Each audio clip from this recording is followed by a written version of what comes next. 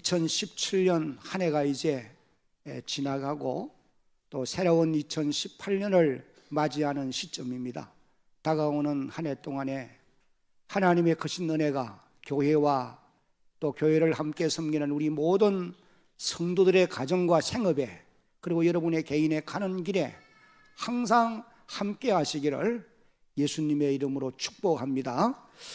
우리는 지난 한 해 동안에 국가적으로도 큰 변화의 역사를 경험하게 되었고, 또 교회적으로도 어려움들이 없지 않아 있었으며, 개인적으로도 또 가정적으로도 고난의 문제들이 있었던 것이 사실입니다.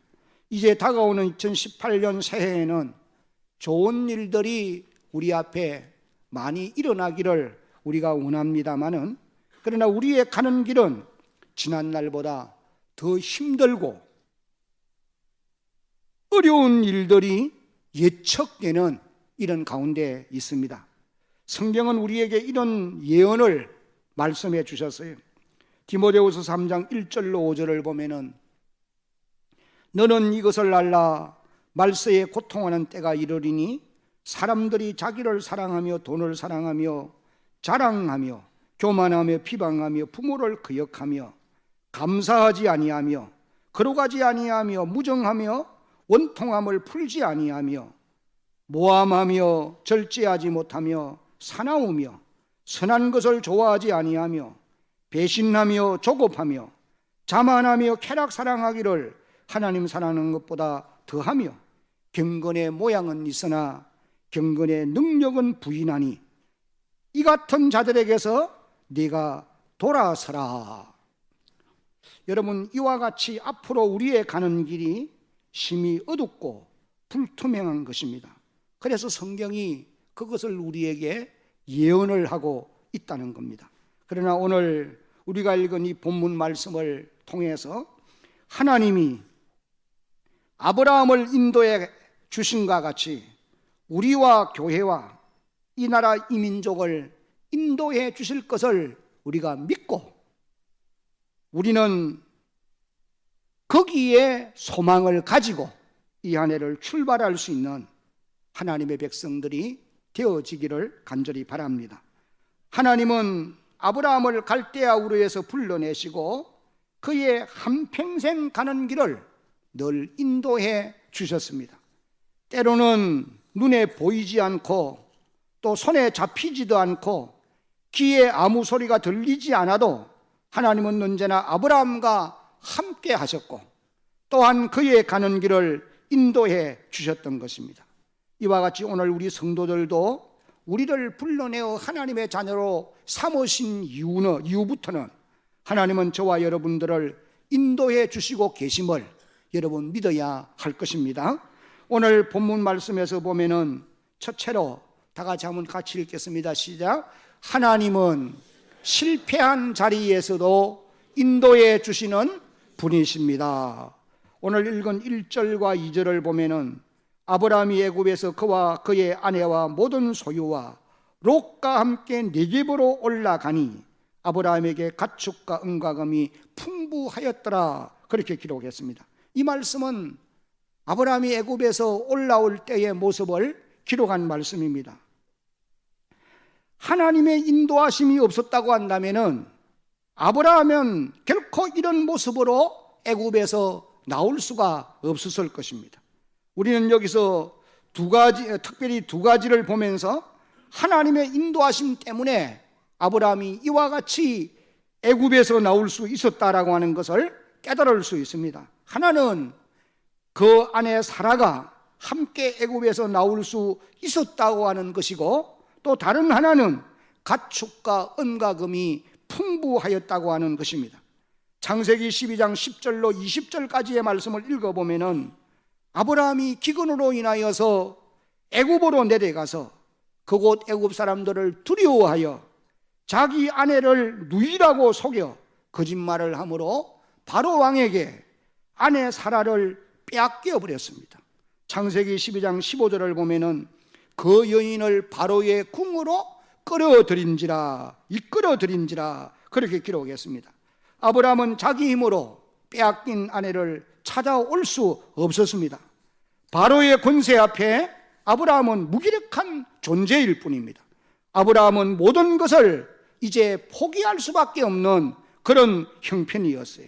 그런데 그때 하나님께서 아브라함과 사라를 보호해 주셨습니다. 하나님이 바로와 그 집에 무서운 재앙을 내리심으로 바로는 그 재앙으로 인하여 자신이 궁으로 끌어들인 여인이 아브라함의 아내인 것을 알게 되었고, 아브라함을 불러 책망하고는 네 아내를 데려가라 하므로 아내를 도로 찾을 수가 있게 되어진 것입니다. 하나님의 이런 강권적인 역사가 없었다면 바로가 그 아름다운 여인을 결코 돌려보내지 않았을 것이고, 그러면은 사라는 애굽에서 아브라함과 함께 나올 수가 없었습니다. 그래서 아내 사라가 아브라함과 함께 가나안으로 올라올 수 있었던 것은 하나님의 인도하심 때문이다, 그렇게 말할 수가 있다는 거예요. 그리고 또 아브라함이 가축과 은과 금이 풍부하게 된 이것도 역시 하나님의 인도하심 때문인 것을 우리가 알 수 있습니다. 아브라함이 애굽으로 내려갈 때는 가진 소유가 적었습니다. 그러나 지금은 2절에 기록되어 있는 대로 가축과 은과 금이 풍부하였다, 그렇게 말씀을 한 것입니다. 우리는 여기서 이것을 잊지 말아야 합니다. 애굽 땅은 아브라함에게 있어서 실패한 장소라고 말할 수가 있습니다. 그 땅은 아브라함이 하나님을 신뢰하지 못하고 기근을 피하여 자기 생각대로 내려갔던 곳이고, 또 사람을 두려워하여 거짓말을 했던 곳이 애굽 땅입니다. 다시 말하면 하나님의 말씀을 따르지 않고 불신했던 곳이 애굽이라는 것입니다. 그런데도 하나님은 그런 곳에서 아브라함을 지키시고 보호해 주셨습니다. 그러면 여러분, 왜 하나님께서 그런 실패한 자리에서 아브라함을 인도해 주셨느냐? 그 이유는 하나님께서 아브라함과 맺은 언약 때문입니다. 여러분이 창세기 12장 2절로 3절을 읽어보면 하나님이 아브라함에게 약속한 말씀이 내가 너로 큰 민족을 이루고 네게 복을 주어 네 이름을 창대하게 하리니 너는 복이 될지라. 너를 축복하는 자에게는 내가 복을 내리고 너를 저주하는 자에게는 내가 저주하리니 땅의 모든 족속이 너로 말미암아 복을 얻을 것이라 하신지라. 너로 큰 민족을 이루고, 이 약속은 아브라함과 사라를 통해서 앞으로 성취되어져야만 하는 것입니다. 그런데 지금까지는 하나도 성취되어지지 않았습니다. 하나님은 한번 말씀하시면 반드시 이루는 분이신 줄로 여러분 믿으시기를 바랍니다. 그래서 그 약속을 성취하기 위해서 하나님은 아브라함을 그 실패한 자리에서도 인도해 주셨던 것입니다. 사랑하는 성도 여러분, 오늘 우리는 아브라함을 인도해 주신 그 하나님께서 우리도 인도해 주실 것을 믿고 그 하나님을 의지하며 한 해를 살아갈 수 있는 하나님의 백성들이 되어지기를 바랍니다. 때때로 우리도 믿음이 연약해서 실패의 자리에 머물 때가 있을 수 있습니다. 그러나 분명한 것은 아브라함을 인도해 주신 그 하나님께서 저와 여러분들도 인도해 주실 것을 우리는 믿어야 하는 것입니다. 왜 우리를 인도해 주시느냐? 하나님이 우리에게도 언약을 주셨기 때문입니다. 여러분, 우리에게 하나님이 무슨 언약을 주셨습니까? 하나님이 아브라함에게 주신 그 언약은 오늘 우리들에게도 적용이 되어지는 것입니다. 갈라디아 3장 7절로 9절까지를 이제 큰 소리로 함께 읽겠습니다. 시작. 그런저 믿음으로 말미암은 자들은 아브라함의 자손인 줄 알지어다. 또 아브라함이 이방을 믿음으로 말미암아 의로 정하실 것을 성경이 미리 알고 먼저 아브라함에게 복음을 전하되 모든 이방이 너로 말미암아 복을 받으리라 하였느니라.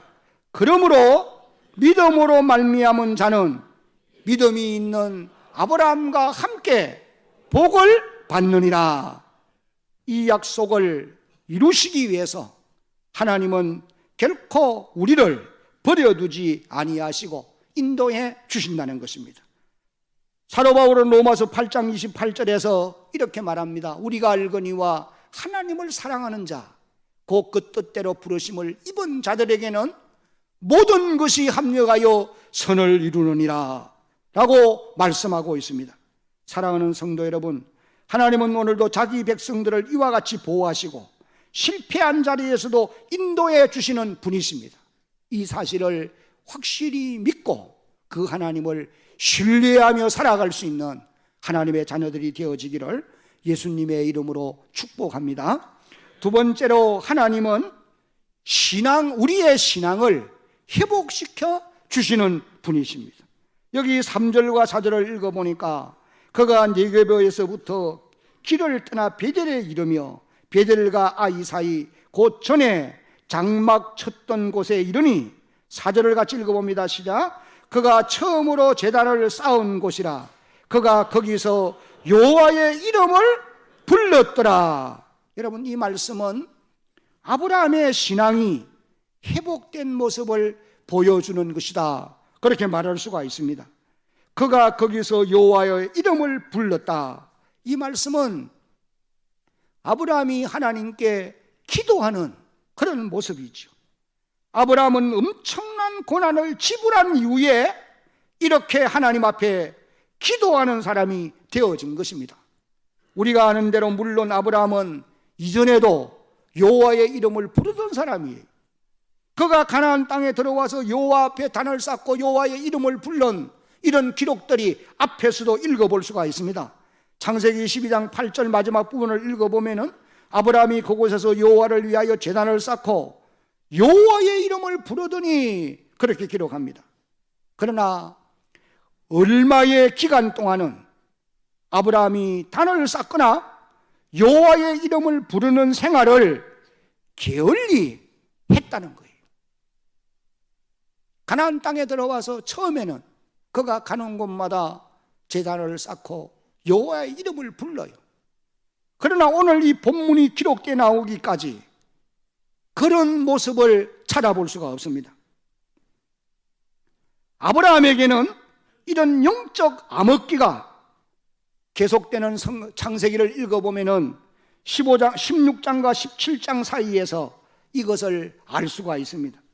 아브라함이 약 14년 세월 동안 하나님과 단절된 생활을 했던 것을 우리가 볼 수 있어요. 그 기간 동안에 이 아브라함은 너무도 큰 잘못을 행하고 말았던 것입니다. 아브라함이 아내 사라의 말을 듣고 애굽 여인 하갈을 취해서 이스마엘을 낳는 이런 큰 실수를 범합니다. 그 결과로 인해서 유대 백성, 이스라엘 백성들이 오랜 세월 동안 지금도 많은 고통을 겪고 있는 이것을 우리가 보게 되어지는 것입니다.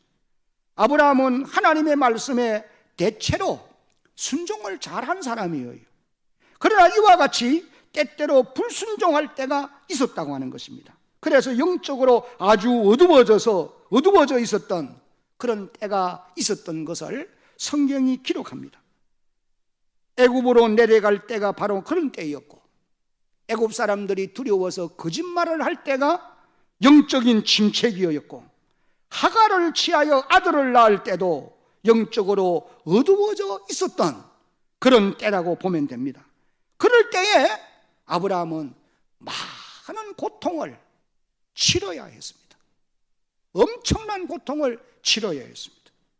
여러분, 하나님의 부르심을 받은 대부분의 사람들이 아브라함처럼 그런 실수를 한 것을 성경이 기록해 주고 있어요. 이삭도 그러했고 야곱도 그러했습니다. 그리고 유명한 사람 다윗도 그런 사람이었음을 성경이 기록하고 있어요. 다윗에게도 영적 침체기가 있었다는 것을 기록합니다. 그러므로 많은 고통을 치르는 이런 내용들을 우리가 알 수 있어요. 여러분, 오늘 우리들도 그런 연약한 사람들임을 인정을 해야 됩니다. 때때로 넘어질 때가 있다는 겁니다. 하나님의 말씀을 불순종하고 육신의 소욕대로 살 때가 오늘 저와 여러분들에게도 분명히 있는 것입니다. 그러나 그렇게 살게 되면은 고난을 치러야 된다는 것을 잊지 말아야 합니다. 그러면 언제 그런 영적 침체기에 빠질 수밖에 없느냐? 대부분의 경우는 여호와의 이름을 부르지 아니할 때 그렇게 잘못된 길로 갈 수밖에 없다는 겁니다. 성도가 기도를 쉬거나 게을리할 때 이런 시험에 빠지게 된다는 거 여러분들이 기억을 해야 됩니다. 이제 마태복음 26장 41절을 소리내서 함께 읽겠습니다. 시작. 시험에 들지 않게 깨어 기도하라. 마음에는 원이로되 육신이 약하도다 하시고. 그러므로 성도는 언제나 깨어 있어 기도하는 사람이 되어야 합니다.